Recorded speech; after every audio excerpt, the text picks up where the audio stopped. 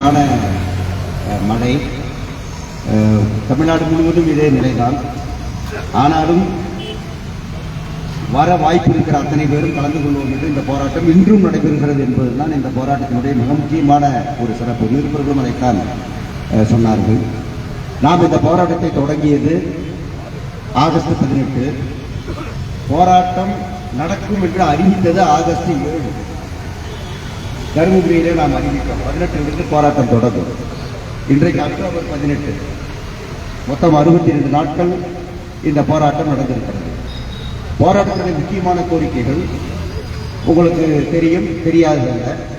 இந்த கோரிக்கைகளில் அமைச்சரை சந்தித்த போது, ஏற்கனவே சந்தித்த போதும் சரி, இப்போதும் சரி, நாங்கள் எதையாவது இப்போது பெறுவதை விட கூடுதலாக கேட்டால் நீங்க பணம் இல்லை என்றெல்லாம் பதில் சொல்லலாம். எனக்கு உரியதை கேட்டால் அந்த பதில் எப்படி நியாயமாகும்? என்னிடமிருந்து எடுத்ததை திருப்பி கேட்டால் அது எப்படி நீங்கள் சொல்லுகிற பதில் நியாயமாகும் என்பதுதான் நம்முடைய வாதம். தொடர்ந்து நாம் அதை சொல்லிக் கொண்டிருக்கிறோம். அவர்களுக்கு மறுப்பு இல்லை, பதில் இல்லை. ஆனால் இதை கொடுக்காமல் எடுத்துக் கொண்டிருக்கிறார்கள். அதற்கு ஒரு காரணம், என்ன செய்ய போகிறார்கள்? ஒரு நாள் உண்ணாவிரதம் என்பார்கள், அல்லது 2 நாள் தர்ணா என்பார்கள், அல்லது ஒரு 48 மணி நேர போராட்டம் என்பார்கள். பிறகு அது முடிந்துவிடும். அல்லது மறியல் என்றால் கைது செய்வோம், விடுவோம், முடிந்துவிடும் என்கிற முறையிலே தான் அவர்கள் இந்த பிரச்சனையை இலக்காரத்தோடு போக்குவரத்து தொழிலாளர்கள் பிரச்சனையை அணுகுகிறார்கள். அதுதான் கடந்த காலத்தில் அதை முறியடிக்க வேண்டும் என்பதற்காகத்தான் நீண்ட போராட்டம். அது எத்தனை மாதங்கள் ஆனாலும் நடத்த வேண்டும். அதன் மூலமாக அரசாங்கத்திற்கு ஒரு பாடத்தை நாம் புகட்ட வேண்டும். தொழிலாளிகள் ஒன்றும் இழிச்சவாயர்கள் அல்ல என்பதை அவர்களுக்கு உணர்த்த வேண்டும். இந்த போராட்டத்தின் மூலமாக வண்டி நிற்கல. ஆனா இந்த போராட்டத்தின் மூலமாக அரசாங்கம் கடுமையாக ஒரு எதிர்திசைக்கு தள்ளப்பட்டிருக்கிறது. அரசாங்கம் ஏன் இப்படி செய்கிறது என்கிற கேள்விக்கு ஆளாகி, நமக்கு ஒரு நஷ்டமும் கிடையாது. ஆனா அரசுக்கு தான் அதில் நஷ்டம், அரசியல் நஷ்டம். இதை எவ்வளவோ எடுத்துக்கொண்ட பிறகு கூட அவர்களுக்கு புரியவில்லை.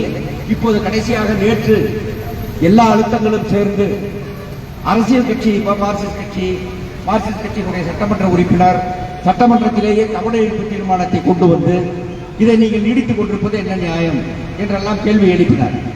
கேள்வி எழுப்பிய பிறகு அவர்களுக்கு பதில் சொல்வதற்கு அங்கே ஒன்றுமில்லை. ஆகவே அமைச்சர் சொன்னார், நீங்கள் எல்லோருக்கும் அனுப்பி நீங்கள் பார்த்திருப்பீர்கள், உங்கள் கோரிக்கை நியாயம், உங்கள் கோரிக்கையில் தவறு ஒன்றுமில்லை, ஆகவே அதை தீர்த்து வைக்க நாங்கள் நடவடிக்கை எடுக்கிறோம்.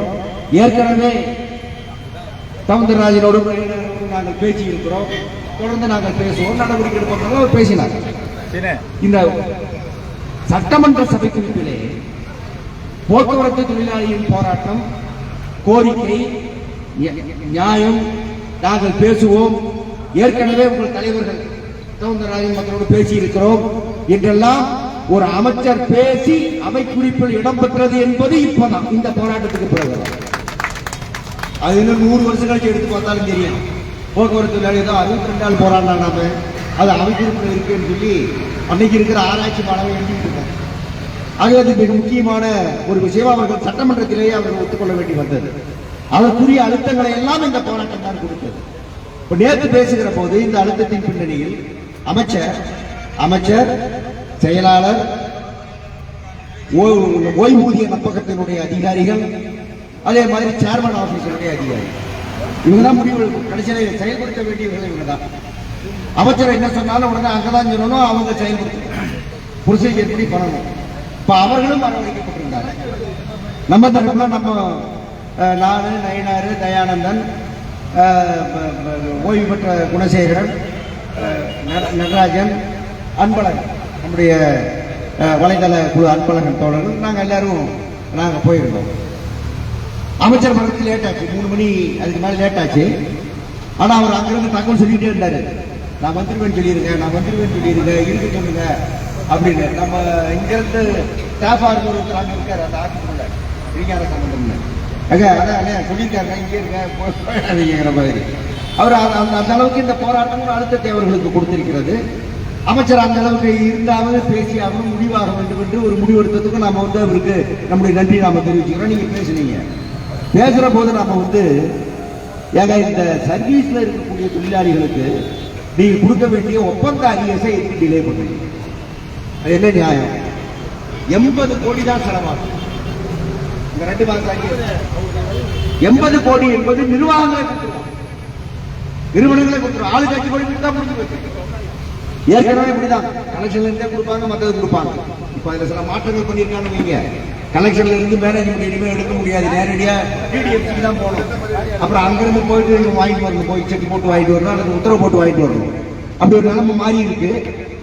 ஆனா 5 கோடி ரூபாய் கழகத்துக்கு என்று ஒதுக்கி இதை முடித்திருக்க முடியும், ஏன் செய்யவில்லை என்று கேட்டபோது அவர் சொன்னாரு, யாரும் கொடுக்க முடியும், ஒரு 2-3 கழகம் தானே கொடுக்க முடியும். விழுப்புரம் கழகம் கொடுக்கலாம், எஸ்டிடிசி கொடுக்கலாம், கோயம்புத்தூர் கழகம் கொடுக்க முடியுமா, மற்ற கழகம் கொடுக்க முடியுமா என்றெல்லாம் ஆரம்பித்தார். சார் அதெல்லாம் எங்களுக்கு பிரச்சனை கிடையாது, எங்களுக்கு 80 கோடி ரூபாய் கொடுக்கறதுக்கு என்ன கஷ்டம், நீங்க கொடுக்குற 1 நாள் 2 நாள் நீங்க கொடுக்கறதுக்கு வழியே பாருங்க அப்படின்னு சொன்ன போது அது வந்து சரி நாங்க கொடுத்துறாங்க, நாங்க ஒத்துக்கிறோம். ஆனா ப்ரொசீஜர் 1 நாள் 2 நாள் கொடுக்க முடியாது, அங்கிருந்து பணத்தை வாங்கி ஆர்டர் போட்டு கொடுக்கணும், விரைவில் கொடுத்துறோம்னு சொன்னாரு. எப்படி அதிகபட்சம் போனாக்கா 1ஆம் தேதியோ அல்லது அதை தாண்டி கொஞ்சம் முன்னையோ அது வருவதற்கான வாய்ப்பு இருக்குது. அந்த பணம் நமக்கு ஒப்பந்த அறிய சர்வீஸில் இருக்கிற தோழர்களுக்கு அது வந்து கிடைக்கும், அதுக்கான உத்தரவாதத்தை சொல்லியிருக்கிறார்.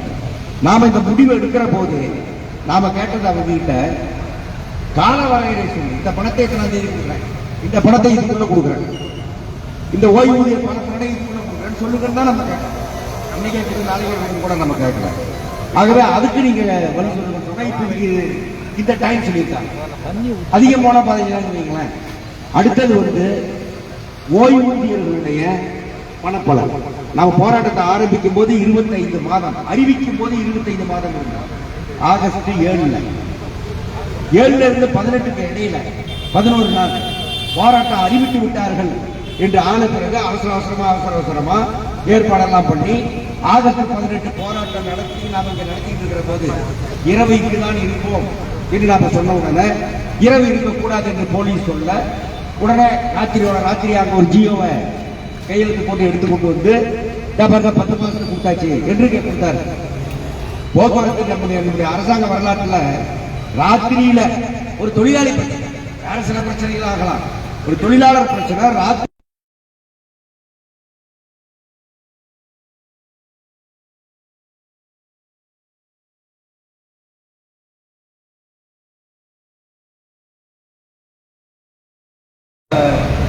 மாதிரி கோட்டையில பிறந்த அந்த குழந்தைய இந்த அப்பா கிட்ட கொண்டாந்தாங்க. இந்த சண்டை நீங்க போடலன்னா அந்த குழந்தை பிறந்திருக்காரு. அதனால அது 10 மாசம் கிடைச்சபடி இப்ப என்னாச்சு 17 மாசம் இருக்கு. இந்த 10 மாசம் ஒரு வெற்றி, இந்த 17 மாதம் எப்ப கொடுப்பீங்க அப்படின்னு வந்த போது அவர் என்ன சொன்னாருன்னா 17 மாதத்தை வந்து நாங்க வந்து ஒரு போர்ஷன் உடனடியாக கொடுத்துறாங்க. நீங்க ஏற்கனவே தொடர்ந்து தகராறு பண்ணிட்டு இருக்கீங்க, பிரச்சனை பண்ணிட்டு இருக்கீங்க, அதனால கொஞ்சம் நாங்கள் ஃபைல் மூவ் பண்ணியிருக்கோம், விரைவில் பண்றோம். விரைவில் என்ன இருப்பாங்க சொல்ல முடியாதுங்க, கவர்மெண்ட்ல முன்ன ஆகுங்க, விரைவில் கொடுக்குறோம். சரி, அது போக மிச்சம் இருக்குல்ல, அது எப்படி கொடுப்பீங்க அப்படின்னு சொன்ன போது அவர் என்ன சொன்னாரு, கொஞ்சம் நெருக்கிலாம் பேசின அப்புறம் நான் பொங்கலுக்கு முன்ன கொடுத்துருக்கேன் அப்படின்னு சொல்லியிருக்கேன். இப்போ பொங்கலுக்கு முன்னாடி ஒரு தவணை கிடைக்கும், 8 மாசத்துக்கோ 6 மாசத்துக்கோ 10 மாசம் கிடைக்கும். அதுக்கப்புறம் பொங்கலுக்கு முன்னாடி மீதம் இருக்கிற பணம் கிடைக்கும்.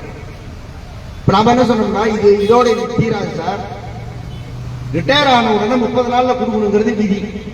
அதை நீங்க எல்லாத்துக்கும் ஒரு நெட் பேமெண்ட் இருக்குல்ல, அதாவது பிஎஃப் போக, கிராச்சுவிட்டி போக, இது போக நெட்டுன்னு ஒன்று இருக்கும், அதை மட்டும் கேட்டுவாங்க. நீ பிஎஃப் ஒரு 12% நீ கட்டணும் இல்ல, அதை நீ கேட்டு வாங்க வேணாமா? வாங்காதனாலதான் இவ்வளவு பெரிய பிரச்சனை. அதனால கிராஸ் சேலரிக்கு என்று நீங்க பணம் கவர்மெண்ட் இருந்து வாங்கணும், நெட் சேலரிக்கு அல்ல. அவங்க எவ்வளவு பெரிய சித்ரா பத்திரம் பாருங்க, இந்த கையில கொடுக்க வேண்டிய காசை கொடுத்தா ஓடிடுவாங்க. எனக்கு அக்கௌண்ட்ல போட வேண்டிய பணத்தை எப்ப போடுறது? அதனாலதான் இந்த 15,000 கோடி சேர்ந்துருக்கு. அதனால கிராஸ் சேலரி நீங்க போடணும், அதுக்கெல்லாம் மறுப்பு இல்ல, செக்ரட்டரியும் மறுப்பு இல்ல. மற்றவங்க செக்ரட்டரி சொன்னாரு, நான் உங்க பக்கம் தாங்க இருக்கிறேன். ஏற்கனவே செக்ரட்டரிகள் வந்து ஆமா கிராஸ் சேலரி நாம கேட்கணும், இந்த அமைச்சர் உள்பட பேச்சுவார்த்தைகள் கூட ஆமா கிராஸ் சேலரி நாம கேட்கணும். அதே மாதிரி வரவுக்கும் செலவுக்கும் வித்தியாசம் கொடுக்கணும். நம்ம தகராறு பண்ணி எத்தனை வருஷம் தகராறு பண்ணி கடைசியில் அரசே ஒத்துக்கொண்டு அதற்கான ஆணைகள் பிறப்பிக்கப்பட்டு போன இதுல பட்ஜெட்ல 2600 கோடி ரூபாய் வரவுக்கும் செலவுக்குமான வித்தியாச தொகை, வயபிலிட்டி கேப், என்று 2600 கோடி ரூபாய் ஒதுக்கப்பட்டது. போக்குவரத்து வரலாற்றில் சிஐடி நடத்திய தொடர் இயக்கத்தின் விளைவாக அரசு இழப்பை ஏற்க வேண்டும் என்பதை நாம் இன்னைக்கு சொல்லியிருக்கோம். 2600 கோடி ரூபாய் நீ பட்ஜெட்ல ஒதுக்கியிருக்க, அதுதான் இப்ப நமக்கு கொஞ்சம் காசா வந்துட்டு. ஆனா ஒதுக்க வேண்டியது 6000 கோடி இன்னும் பாக்கி. அடுத்து நீங்க ஒதுக்க வேண்டும் என்று நாம் வலியுறுத்தியிருக்கிறோம். இந்த வயபிலிட்டி கேப், இந்த வரவுக்கும் செலவுக்குமான வித்தியாச தொகையை நீங்கள் கொடுக்க வேண்டும் என்று வலியுறுத்தியிருக்கிறோம். அதற்கான நடவடிக்கையும் எடுக்கலாம் என்று அவர்கள் சொல்லியிருக்கிறார்கள். பிரச்சனை என்னன்னா, நடவடிக்கை உடனே எடுக்கிறாங்களா இல்லையாங்கிறது அல்ல. ஆனால் இது அஜெண்டாவாகிவிட்டது, இது பேசும் பொருளாகிவிட்டது, இது முடிவெடுக்க வேண்டிய பொருளாகிவிட்டது, இது விவாத பொருளாகிவிட்டது. இதுவரைக்கும் இல்லாம இருந்தது. விவாத பொருளாக இந்த போராட்டம் அதை மாற்றி இருக்கிறது. அதுதான் மிக முக்கியமான விஷயம். அதே மாதிரி ஓய்வூதியர்களுக்கு இந்த மருத்துவ காப்பீடு பாருங்க, இது ரொம்ப ரொம்ப அக்கிரமம் பண்றது. எல்லா துறைகளிலும் ஓய்வூதியர்களுக்கு முன்பணமாக ஒரு வருடத்திற்கு தேவையான பிரீமியம் எவ்வளவோ அதை அரசாங்கம் அங்க கட்டி எடுத்துருவாங்க. அடுத்த வருஷத்துக்கு மாதம் தோறும் இப்ப உங்களுக்கு 450 ரூபா ஒரு மாசம் வரும் அப்படின்னா 450 ரூபா உங்க பென்ஷன்ல பிடிச்சுக்குவான். அடுத்த வருஷம் இந்த பணத்தை வச்சு இது பிரீமியம் எடுப்பான். இப்படி எல்லா துறையிலையும் நடக்குது. நம்ம என்ன கேட்டோம்னா, எங்களுக்கும் முதல் வருஷத்துக்கு நீ மொத்தமா பிரீமியம் எடுத்து கொடு அப்படின்னு நம்ம கேட்கணும். கவர்மெண்ட் முடியாது. கவர்மெண்ட் என்ன சொல்றான், நான் உங்க பேர்ல டிடிஎஃப்சியில கடன் வாங்குவேன் அல்லது பேங்க்ல கடன் வாங்குவேன். கடன் வாங்கினா வாங்கின கடனுக்கு வட்டியோட சேர்த்து என்ன வட்டியா அந்த வட்டியோட சேர்த்து நான் பென்ஷன்ல இருந்து பிடிப்பேன் அப்படின்னா 1000 ரூபாய் நமக்கு கொடுக்க வேண்டியது. அதனால நம்ம என்ன சொன்னா நமக்கு கொடுக்க முடியாது. பென்ஷன் வாங்குற தொழிலாளி நிச்சயமா கொடுக்க முடியாது. அதே மாதிரி கணவன் இழந்த பிறகு குடும்ப பென்ஷன் வாங்கக்கூடிய பெண்கள் எப்படி கொடுக்க முடியாது? பாதி இதுல நம்ம சொன்னோம். அமைச்சர் உடனே சொன்னாரு, சட்டசபையிலே சொல்லியிருக்காரு, இந்த ஓய்வூதியத்தை பொறுத்தவரையில் 4% பேர் தான் எங்களுக்கு ஓய்வூதியம் வேணும்னு கேட்டிருக்காங்க. ஆனா 4% வைத்து அது கட்டுப்படி ஆகாது என்று இன்சூரன்ஸ் சொல்லுது, மருத்துவ காப்பீடு சொல்லுகிறது என்று அமைச்சர் பதில் சொன்னார். அது உண்மை இல்லை சார். 4% அதிகாரிகள் கேட்கிறாங்க. அவங்களுக்கு இது பெரிய பிரச்சனை இல்லை. 50,000 ரூபாய் பென்ஷன் வரும், 60,000 ரூபாய் பென்ஷன் வரும், பெரிய பிரச்சனை இல்லை. ஆனா தொழிலாளிகள் அது முடியாது என்று நாங்க தான் சொன்னோம். மொத்த தொழிலாளிகள் தான் முடிவெடுத்தாங்க, நாம கொடுக்க முடியாது. ஆகவே இப்போ நீங்க முதல் தவணைக்கு பிரீமியத்துக்கு நீங்க போடணும். இப்ப என்ன சொன்னாரு, அடுத்த ஜூன் மாசம் தான் செக்ரட்டரி சொன்னாரு. அடுத்து இன்சூரன்ஸ் எடுக்கணும்னா ஜூன்ல இருந்து தான் வரும். அந்த 2026 ஜூன் 2026 ஜூன்ல உங்களுக்கு நாங்க முன்பணம் போட்டு அந்த பிரீமியத்தை எடுத்து காப்பீடை உங்களுக்கு பொருந்த செய்வதற்கான ஏற்பாட்டை நாங்கள் செய்கிறோம் என்று அவர்கள் சொல்லி இருக்கிறார்கள். அடுத்த வருடம் அது நடக்கும். அடுத்த 2026 நடக்கும். இப்ப அதுக்கு உள்ள காலமே அதுதான். அதுக்கு முன்ன பண்றதுக்கு ஒண்ணும் இல்லை, அதுக்குள்ள காலமே அதுதான். அதனால இந்த மாதிரி அதே மாதிரி நாம அடுத்து இந்த மருத்துவ பணி இப்ப எல்லா இடங்கள்லயும் 300 ரூபாய், நமக்கு 100 ரூபாய், பெண்களுக்கு கிடையாது. ஏன்னா பெண்கள், இது பெண்களுக்கான ஆட்சி. உரிமை தொகை கொடுப்பாங்க, குடியல் பயணம் கொடுப்பாங்க. இந்த பெண்களுடைய பென்ஷன் 100 ரூபாய் கொடுக்க மாட்டாங்க. இப்படி இது பண்றது எப்படி சரி அப்படின்னு நம்ம சொல்ற போது அவங்க என்ன சொன்னாங்கன்னா, ரைட், அது சம்பந்தமாக நாம உரிய நடவடிக்கை எடுப்போம். ஏன்னா எங்களுக்கு இந்த மருத்துவ படி என்பது, அலவன்ஸ் என்பது மிக மிக முக்கியமான ஒரு விஷயம். அவங்களுக்கு அதுல அவங்களுக்கு மறுப்பு செக்ரட்டரி அதை உணர்றாரு. ஏன்னா பார்க்கலாங்கிற மாதிரி அவர் சொல்லியிருக்காரு. நாம அதை என்னங்கிறத பார்ப்போம். அடுத்தது 1/4/2003 பிறகு மிக முக்கியமான நம்முடைய கோரிக்கை, அவங்களுடைய பென்ஷன் என்ன, இளைஞர்களுடைய பென்ஷன் என்ன. அந்த பென்ஷனை பொறுத்தவரையில அரசாங்கம் இப்போ அந்த பென்ஷனை கமிட்டி போட்டுருக்கு. அந்த கமிட்டி வரணும் போகிறது பதில் அவங்க சொல்லிட்டு இருக்காங்க. நம்ம பொறுத்தவரையில நமக்கு ஒப்பந்தப்படி தான் நம்முடைய பென்ஷன். நம்ம 98 பென்ஷனுங்கிறது என்ன, ஒப்பந்தப்படி பென்ஷன். அரசாங்கம் அறிவிக்க அந்த மாதிரியான பென்ஷன் அல்ல. அரசாங்கம் அறிவித்த அடிப்படையில் 1/4/2003 பிறகு வரவனுக்கு அந்த பென்ஷன் தான் என்று சொன்னதே சட்டவிரோதம் என்று சொன்னதே தப்பு. நமக்கு அப்படி ஒரு அறிவிப்பு செய்வதற்கு அரசாங்கத்துக்கு உரிமையே கிடையாது. ஏன்னா நம்ம ஒப்பந்தம் போட்டிருக்கோம் எல்லாருக்குமா. அதுதான் நம்ம வழக்க நடத்திக்கிட்டு இருக்கோம். வழக்கு நடக்குது. வழக்க ஒரு இன்ட்ரீம் ஆர்டர் நமக்கு வந்தது. அதையே இவர்கள் செயல்படுத்தாமல் வைத்திருக்கிறார்கள். அது அப்படின்னு வச்சுக்கோங்க. இந்த 1/4/2003 பிறகு வந்தவங்களுக்கான பென்ஷனுக்கு வழக்கு போட்டதும் அதில் ஒரு இடைக்கால ஆணை பெற்றதும் வழக்கை தொடர்ந்து நடத்தி கொண்டிருப்பதும் யாருன்னா சிஐடி தான். வேற யாரும் பண்ணாங்க. இப்ப நம்ம என்ன சொல்றோம், சரி ரைட்டு, அரசு ஊழியர்களுக்கு மாதிரி எங்களுக்கு கொடுக்குறது சந்தோஷம், கொடுத்துருங்க, கொடுத்துட்டு எங்களை அவங்களோட சேர்த்து அவங்களுக்கு எப்ப பென்ஷன் வருதோ அப்போ வரட்டும், எப்ப அவங்களுக்கு பஞ்சப்பொடி வருதோ அப்போ வரட்டும், எப்ப அவங்களுக்கு எல்லாம் வருதோ அப்போ வரட்டும் என்று இப்ப நாம வந்து அதை சொல்லியிருக்கோம். ஆகவே அதுக்கான அந்த பென்ஷனுக்கான கமிட்டி இருக்கு இல்லையா, அந்த கமிட்டி நீங்க வந்து போடணும். அந்த கமிட்டியில எங்க கருத்து மற்றதெல்லாம் பதிவு பண்ணிக்கொண்டு அந்த அடிப்படையில் நீங்க இதை வந்து தொடர்ச்சியாக நீங்க பேசி பண்ண வேண்டும் என்று நாம வலியுறுத்தியிருக்கோம். இந்த மாதிரி நாம வலியுறுத்திருக்கிற எல்லா விஷயங்களுமே அடுத்தது இப்ப லீவு. நாம போராட்டம் ஆரம்பித்த முதல் 10 நாள் நிறைய பேருக்கு லாசா பயப்பட்டிருக்காங்க. பல கழகங்கள்ல மெட்ரோல லாசா இருக்கு, ஆப்ஷன் மார்க் பண்ணியிருக்காங்க.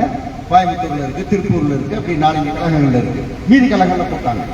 அதை சொன்ன போது அவர் என்ன சொன்னாங்க, போட சொல்லிட்டு இல்ல போடல, 5-6 கழகங்களுக்கு போடல அப்படின்னு சொன்ன போது நான் கூப்பிட்டு சொல்லிடுறேன் அப்படின்னு சொல்லியிருக்காரு. ஆகவே அந்த விடுப்பு பிரச்சனையும் நமக்கு வந்து இந்த போராட்டத்தை ஒட்டி வந்த விடுப்பு பிரச்சனையும் தீர்ந்து விடும்.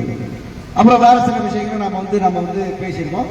இது எல்லாத்திலையுமே மிக முக்கியமாக நீங்க புரிந்து கொள்ள வேண்டியது, நம்முடைய இந்த பிரச்சனைகள் தொடர்ந்து ஏதோ ஒரு வகையில நாம விவாதித்தோ பேசியோ முடிக்கணும் என்ற ஒரு கட்டாயத்தை அரசுக்கு கொடுத்திருக்கிறது. அதை வந்து அதுதான் நான் சொல்ல வேண்டிய இது. அதை இந்த போராட்டம், அந்த போராட்டத்தை இவ்வளவு சிறப்பாக, இவ்வளவு கம்பீரமாக, ஒரு நாள் கூட தொய்வில்லாமல் இந்த போராட்டத்தை நான் நடத்தியிருக்கிறோம். இதுல குறிப்பான பாராட்டுக்கு உரியவர்கள் இந்த போராட்டத்தில் தமிழகம் முழுவதும் ஒவ்வொரு இடத்திலும் 10 பேர் 20 பேர் என்று கலந்து கொண்ட பெண்கள், அவர்கள் குறிப்பான சிறப்பான பாராட்டுக்கு உரியவர்கள். அதுக்கு அடுத்தது இந்த போராட்டத்தினுடைய ஒரு விசை, அந்த போராட்டத்தினுடைய அந்த தொடர்ச்சியின் அடிப்படையாகவே இருந்தது யாருன்னா ஓய்வு பெற்ற தோழர்கள் தான் என்று சொன்னால் அது மிகையல்ல. அவர்கள் முதல் வருகை அவங்க தான், அதுக்கப்புறம் தான் மற்றவங்க என்கிற முறையில் எல்லா இடங்களிலும், ஒரு இடம் 2 இடம் அல்ல, அனைத்து இடங்களிலும் அதை வந்து நம்ம பார்க்கிறோம். பணியில் இருந்த போது அவர்கள் எப்படி போராட்டத்தை உறுதியாக மற்றதாக நடத்தினார்களோ அதே போல பல ஓய்வு பெற்ற தோழர்கள் அந்த பாரம்பரியப்படி இந்த போராட்டத்தில் பங்கெடுத்தது என்பது பாராட்டுக்கும் போற்றுதலுக்கும் உரியது. அவர்களுக்கு நம்முடைய பாராட்டுக்கள். இந்த போராட்டத்திற்கு ஆதரவாக எல்லா அமைப்புகளும், சகல அமைப்புகளும், அரசு ஊழியர், ஆசிரியர், வங்கி ஊழியர், எல்ஐசி ஊழியர், வங்கி ஊழியர், இப்படி இருக்கிற பகுதி, அதுக்கப்புறம் மாணவர் சங்கம், வாலிபர் சங்கம், மாதர் சங்கம், மற்றவங்க, இப்படி எல்லா பிரிவும் இந்த போராட்டத்திற்கு ஆதரவாக, அதே மாதிரி ஆட்டோ சங்கம், இதர நம்முடைய சிஐடி சங்கங்கள், சாலை போக்குவரத்து சங்கம், எல்லா சங்கங்களும் ஒரு இவ்வளவு பெரிய ஆதரவு எல்லா அமைப்பிலிருந்து கிடைச்ச போராட்டம் வேற ஒன்றும் கிடையாது. அவ்வளவு பெரிய போராட்டத்தை ஆதரவை இந்த போராட்டம் கிடைத்தது. எல்லோரும் கொடுத்தார். இந்த போராட்டத்தின் நியாயம், கோரிக்கையின் வலிமை, இதெல்லாம் அவர்கள் கணக்கில் கொண்டு நீடித்து நடக்கிறது என்பது அவர்களையும் உச்சித்தீர்கள். ஆகவே அவர்களும் இந்த போராட்டத்துக்கு வந்து ஆதரவு கொடுத்தார்கள். இந்த போராட்டத்திற்கு ஆதரவு கொடுத்த அந்த அமைப்புகள் அத்தனையுமே வந்து பணம் உட்பட, நிதி உட்பட இதை வந்து கொடுத்தாங்கிறத இதில் வந்து பாராட்ட வேண்டிய விஷயம். நாகர்கோவில் என்ன பண்ணியிருக்காங்கன்னா, கட்சி, இந்த நம்முடைய கட்சி இருக்கு இல்லையா, அந்த கட்சியினுடைய ஒவ்வொரு ஒன்றிய குழுவும் ஒவ்வொரு நாளைக்கு சாப்பாடு போட வேண்டியது போட்டு சொல்றாங்க. உடனே அவங்க என்ன பண்ணிருக்காங்கன்னா, அந்த ஒன்றியத்துக்குள்ள இருக்கிற 4 வீடு, 5 வீடு, 7 வீடு, 8 வீடு கலெக்ட் பண்ணி இன்னைக்கு 100 பேருக்கு சாப்பாடு வேணும், இந்த 5 வீடுகளை நீங்க தயார் பண்ணி கொடுக்கணும் என்று அவங்களுக்கு போட்டாங்க. அவங்க ஏங்க நம்ம ஒரு நாளைக்கு சாப்பாடு போட போறோம், அது சும்மா போட்டா எப்படி அப்படின்னு சொல்லி கோழி, மீன், ஆமா ஒரு மீன் நம்ம ஆளுங்க சாப்பிட, ஆமா ரொம்ப ஊட்டமான உணவு ஒரு நாளைக்கு போடணும் மாதிரி போட்டோம்னா அது ஒரு விருந்து தான். அப்படிதான் கன்னியாகுமரியில் நடந்திருக்கு. அந்த மாதிரி எல்லா பகுதிகளிலும் ஒரு நாள் உணவை நான் போடுகிறேன் அப்படின்னு சொல்லி பல தோழர்கள் பணம், இப்படிப்பட்ட இது. அப்புறம் இது ஊடகங்கள் நமக்கு கொடுத்திருக்கிற ஆதரவு மிகப்பெரிய ஆதரவாக இருந்தது. அவங்க எல்லாருமே கோபப்பட்டு வருத்தப்பட்டு என்னங்க பில்லா நியாயம் பண்றாங்க என்று அவர்கள் சொல்லக்கூடிய நல்லதாக இருந்தது.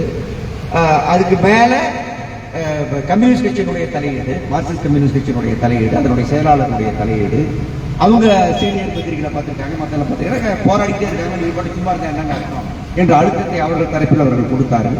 பிறகு சட்டமன்ற உறுப்பினர் தினதுரை அது சம்பந்தமாக சட்டமன்றத்திலும் அது குறிப்பாக பேசினார். அது அவர்களை பதில் சொல்ல வைத்தது, அவர்களை சட்டமன்றத்தில் கமிட் பண்ண வைத்தது, சட்டமன்றத்தில் இதை செய்யறோம் என்று அவர்களை ஏற்க வைத்தது.